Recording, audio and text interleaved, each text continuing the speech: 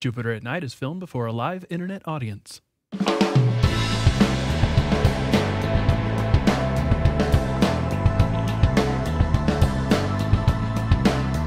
Hello, everyone, and welcome to Jupiter at Night. Good evening.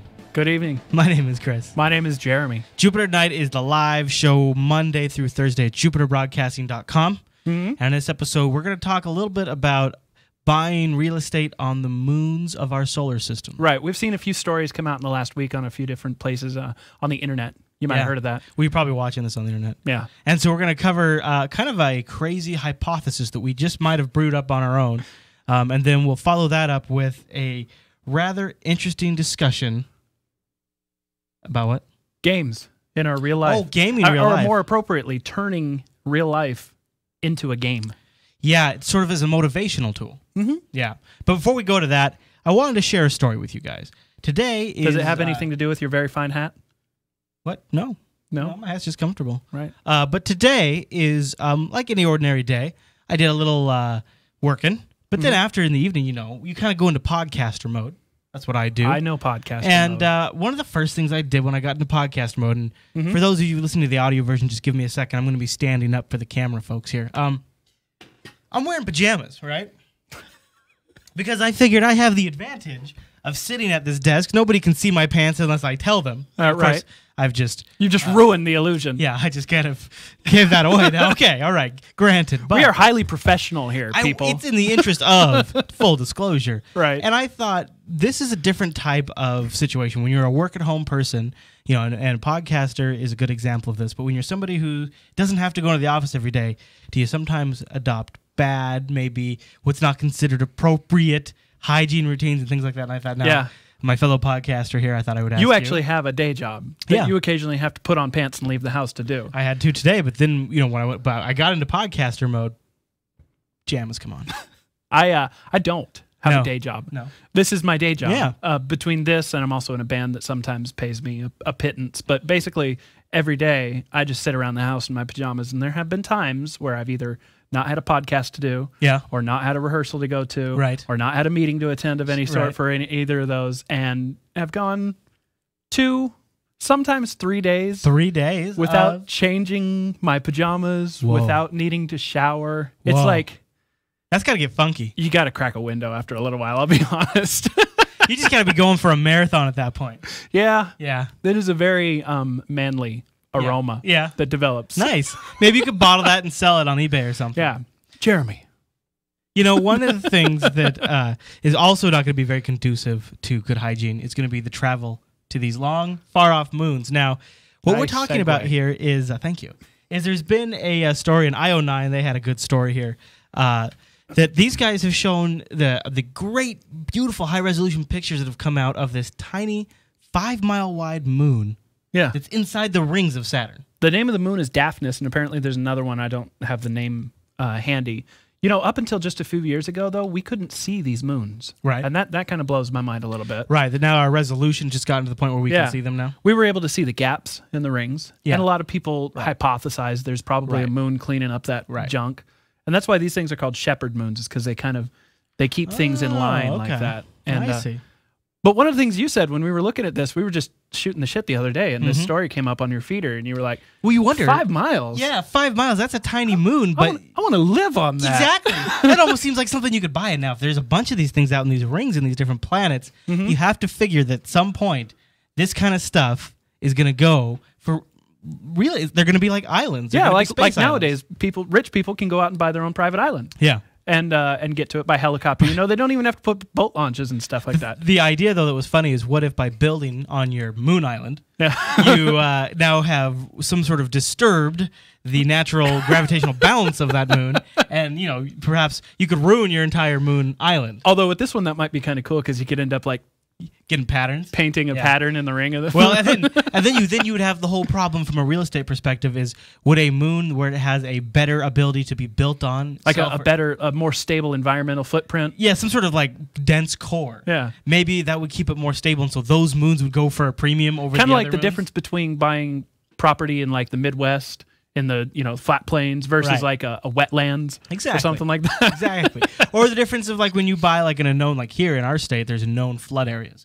So they'll discount your house quite a bit if you buy into that, knowing that you're going to have issues with the river. Right. That's what this would be. Yeah. Only in space.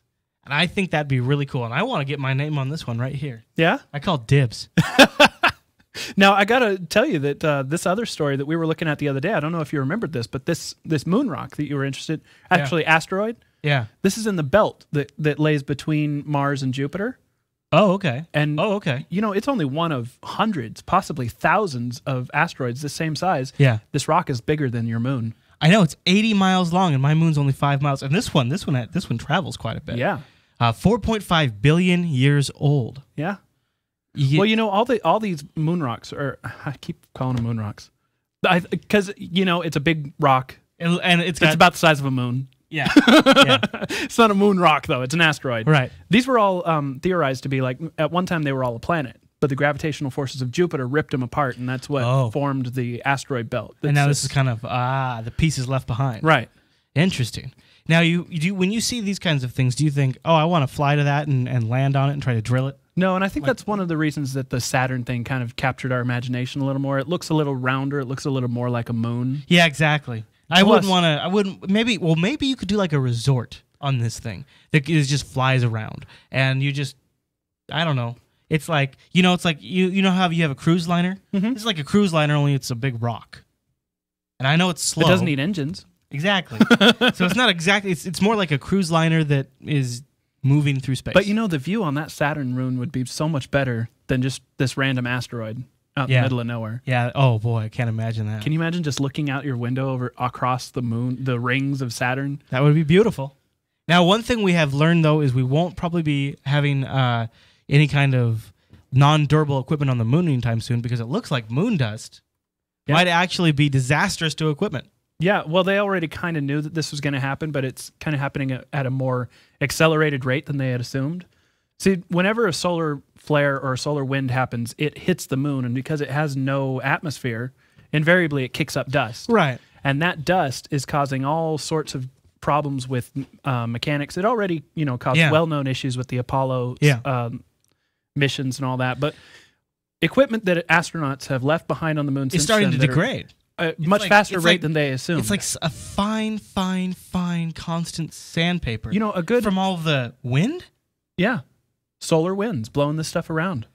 Man, so all those Adventures of Superman intros where his cape was blowing in the wind, maybe it was just blowing in the solar wind. Yeah. Yeah, that's interesting. Mm-hmm. All right, now, transitioning from the future of space living and moving into what is actually really happening right now is turning real day every task into games. And there's two different pieces of software that do that.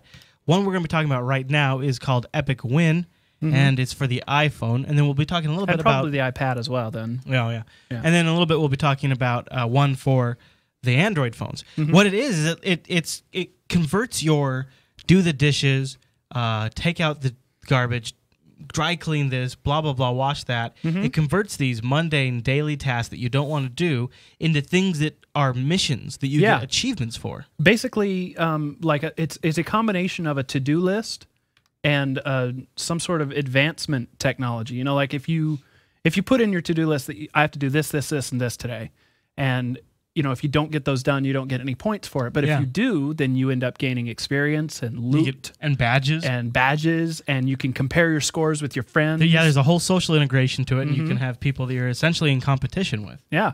And it's and you pick a character, like you would in a regular kind of role playing game. Yeah.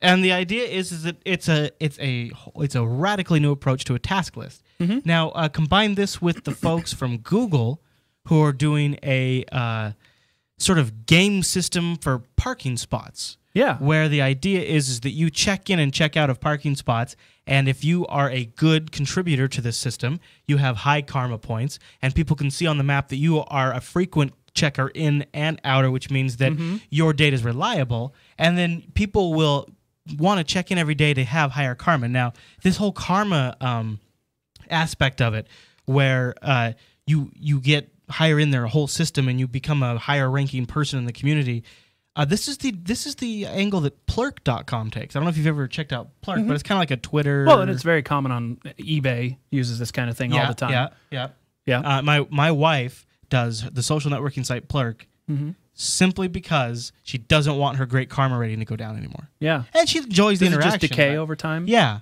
And so she's the type of person, I think a lot of people would get hooked into this thing where if you check in a parking spot and you become a good citizen, and then you follow this up with these kind of task management apps where when you do the dishes, you get an achievement and an award. Right. This is a pretty crazy way, and I gotta be honest. I know it sounds kind of lame, but this kind of motivates me to want to do these kind of things.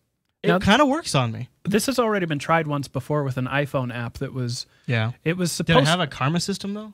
No. I think that gaming aspect's what's important. I think so as well. I was going to say the iPhone version didn't have the karma points, and it was also intended to have some sort of integration with parking cameras and stuff, so that they could do the checking up on things for you. But that never really worked out all that well. Okay. So Google's now somebody in the chat room just said Android version or GTFO, and this is Android. Yeah, this is what we're talking about here is the Android version. Yeah. The parking system's Android. So quit your bitching. The task management system, what was it called again? Epic Win. Yeah. Is iPhone only, but I think they're already talking about on their site about making an Android version. I don't see why you wouldn't. Now, this all goes back to something that I've been very interested in for a long time, is the fact that games are motivating. I mean, just by the fact that they have scores, they have point systems and levels and progression like this, it's something that you don't get in your everyday life.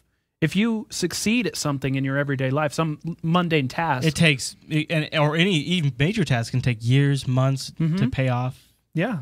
And whereas this, it's incremental, attaboy. Yeah. Even doing this show and our other shows, which are right now some of the most rewarding things that probably either of us do in our lives. Yeah. And you guys are a big part of that. Thank you so much. But, you know, it can take weeks, months to see the effect on our overall opinion of the network, of the view counts and all that stuff. Whereas, you know, if we just, when we finish this up, if we could just have an achievement unlocked and somebody could instantly rate our episode, you know, and then we know how well we did. Yeah, well, that's kind of what the chat room does in a way. Yeah, I guess it is. And that's why probably one of the big reasons we have it. But not only with the gaming system for tasks, but I'd be more likely to do stuff. I'd be more likely to do this because I'm also having fun while accomplishing real things. Now, maybe this is going to suck. I don't know. But I think this idea could catch on. The art style for this really has me interested as well. It looks so charming. Yeah. Yeah. I like it. So this makes me wish I had an iPhone, to be honest. I wonder if they're going to have any sort of a web app. I would definitely check that out. Yeah. Yeah, because you could do it from a web page, no problem. Yeah. I mean, the nice thing about it on the phone is that you can check it out right as you do it on the go. But absolutely. You could get back to your desk and do it. All right. Well, I think I'd love to hear what you guys think. Are these kind of apps motivators for you? Do you think it's a possibility that maybe I don't know, 50 years space real estate? Well, I hope it's not much longer than that. I don't think the old ticker's going to keep going much further beyond it. Well, so I don't know. What do you guys think? Give us your predictions as far as space real estate, if it's really going to happen, and when. And also, if you like these motivator type things, do you play these things like the parking check-in and the epic win for getting tasks done? Let us know in the comments or over at the forum at jupitercolony.com. Especially if you already have that Google one, because then we can network together and you can actually use it with each other. Yep. All that stuff. And we want to give you one quick mention. All of the news that we cover in this show every single night is crowdsourced. We vet it to the community, and we handpick everything that they select and bring in their comments. And to get to that, go over to bit.ly/Chris Fisher. That's me. And you can join that feed there and help us pick the stories that we like. How fancy. All right, well, we will be back tomorrow night at 9 o'clock Pacific, which, what's that? Like, you know, convert it to your random time zone that you're at. I think that's general median -7 right now, if I remember right. It's Pacific Daylight Time. Yeah. So join us at 9 p.m. tomorrow. It'll be Tuesday. This week is very special. We're going to be attempting to do it every single night this week. Yeah, we're not positive we have it ironed out, but we're going to give it a shot. And we want to know how the 9 o'clock time slot works and all that kind of stuff. And you can join us over at jupiterbroadcasting.com/live. Okay. Well, tomorrow night, until tomorrow night, everyone, we'll see you then.